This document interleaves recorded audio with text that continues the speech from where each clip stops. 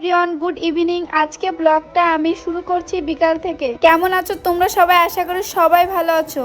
বিশেষ করে যে মানুষগুলো পরের খাওয়া এবং পোশাক বা ড্রেস পরা দেখে জ্বলে, তাদের কিছু কথা বলতে চাই আমি। শোন, তোরা যে জ্বলিস না, কোনো দিনও সুখে হতে পারবি না আর নিজেও পড়তে পারবি না।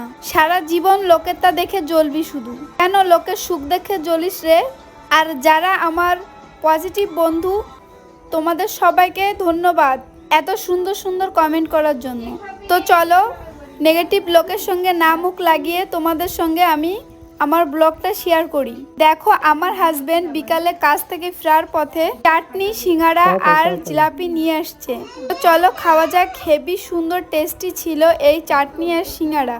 তারপরে আমি ভাত খাবো। মেয়েকে ঘুম পাড়িয়ে রেখেছি আর আমি ভাত নিয়ে বসেছি।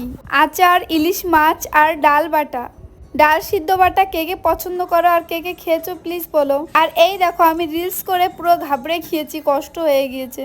তারপর মেয়ের খাবারটা বানাচ্ছি। এই দেখো, আমি হোমমেড স্যালাড খাওয়াই আমার মেয়েকে। তোমাদের যদি প্রয়োজন হয় আমি অবশ্যই রেসিপিটা শেয়ার করব, আমাকে কমেন্টে জানাবে। আর আমার মা এসছে আমাদের বাড়ি। মায়ের হাতে আমি খেতে চেয়েছি কই মাছ ভর্তা। তো আমার মা স্পেশালি অন্যরকম ভাবে বানায়। চলো তাহলে কি করে বানায় আমরা দেখি।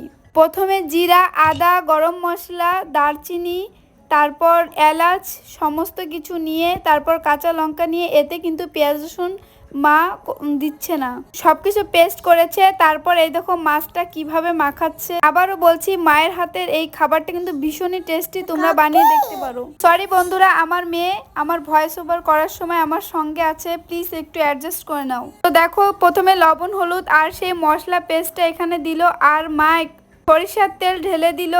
ভীষণ একটা সুন্দর গন্ধ বেরোচ্ছিল এই মাছ থেকে। মা কিন্তু এটা ভাতের ভিতরে সিদ্ধ করতে দেবে। তো চলো, তো বাই এভরিওয়ান, আমরা খেতে থাকি।